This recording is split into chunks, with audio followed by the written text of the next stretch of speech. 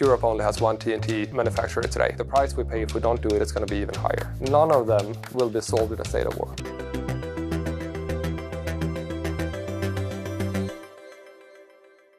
Welcome to The Big Question, the show from Euronews where we address some of the biggest issues on the business agenda.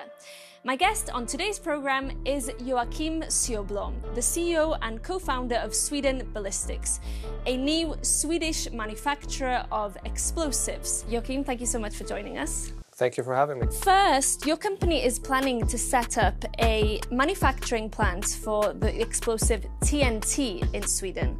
So for those of our viewers who might not be so familiar with it, can you first remind us what TNT is and what it's used for? Absolutely. So TNT is one of the oldest explosives used for military purposes. Trinitrotoluene has several benefits to it. It's relatively unsensitive and safe to handle. The raw materials are easily available, which is essential for this production because the big purpose of why we're doing this is our local resilience and supply chains.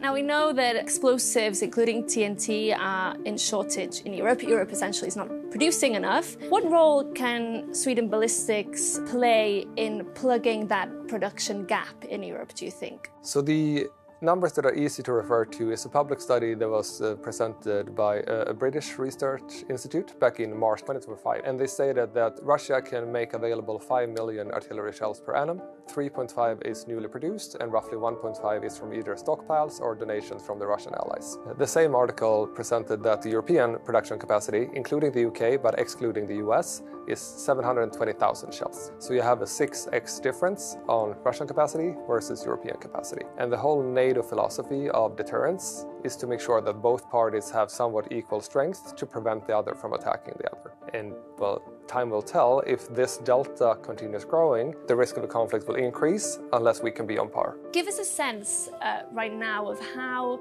reliant Europe is on TNT and explosives produced in other parts of the world. Europe only has one TNT manufacturer today, located in Poland, named Nitrochem, controlled by the Polish state. And they're doing a great job, but they produce far from enough capacity. So if you go one step up in the ammunition production chain, you have a lot of manufacturers of ammunition. So you got BAE in the UK, you got Nexter and KNDS in France, you got Rheinmetall, Nammo, etc. All of these are reliant on explosives, but barely none of them produce their own explosive. So during time of peace, they could rely on Poland to supply them. Now they cannot, and so the vast majority of TNT currently used in Europe is coming outside of NATO countries, in many cases Far East Asia. What kind of risks does that carry, in your opinion, that there is a reliance on producers outside of Europe?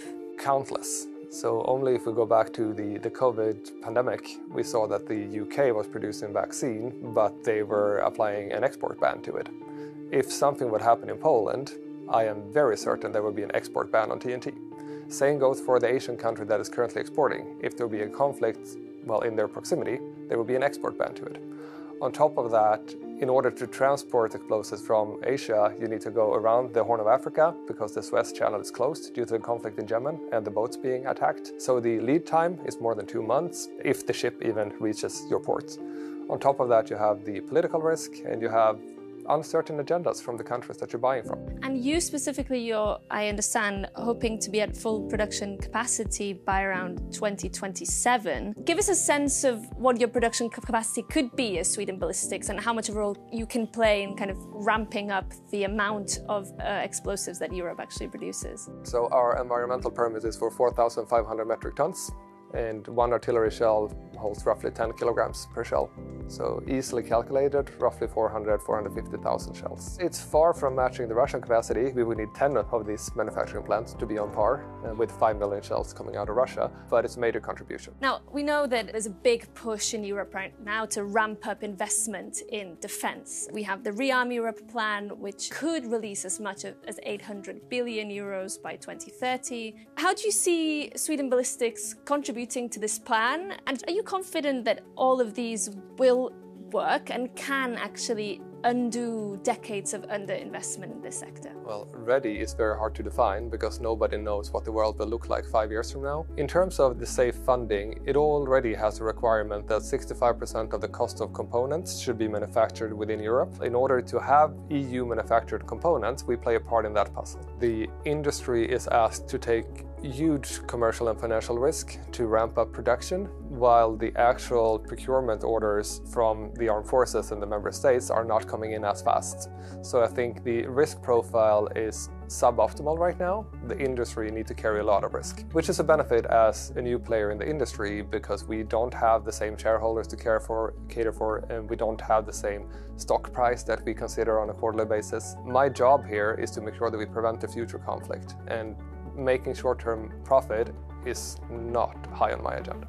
Some would say, well, this big push in investment in the defense sector is going to benefit big corporations and entrepreneurs like yourself. But do you think also that the benefits can spill over to the local economy? Will it create more jobs and so on? 100%. So I'm going to take this number with a pinch of salt, but I read a number that the European member states are spending 200 billion euros every year on defense material. More than 60% of that is purchased from American producers. If those components were to be manufactured in the EU, we would create more than 10 million jobs. So there is a real measurable opportunity, which also comes with the benefit of our improved security. You say on the website of Sweden Ballistics that the company is dedicated to strengthening NATO's resilience and preventing military conflicts through the production of defensive capabilities, which is something you've explained to us. Some would argue that the idea of an explosives factory is not compatible with the idea of preventing conflicts. How do you see it? I think we can look at the results of history. So NATO is, 75 years old now, and is the most successful preventive defensive alliance in the history of the world. So no NATO country has been invaded since its creation. So the likelihood of these armaments actually being used, I would say, is quite small. And that's the whole purpose.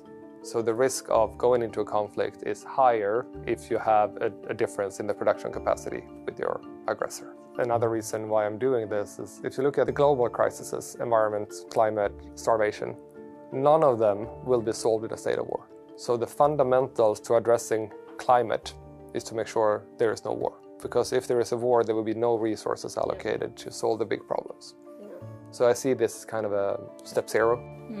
This needs to be stable to solve the big problems. But my ambition is to repurpose any cash flow that this business generates into further strengthening our resilience and preventing the conflict. So as long as we have a world where there is a conflict in our proximity, I would like to make sure that it stays in our proximity and not at home. Great. Well, Joachim, thank you so much for joining us on The Big Question. Thank you for having me.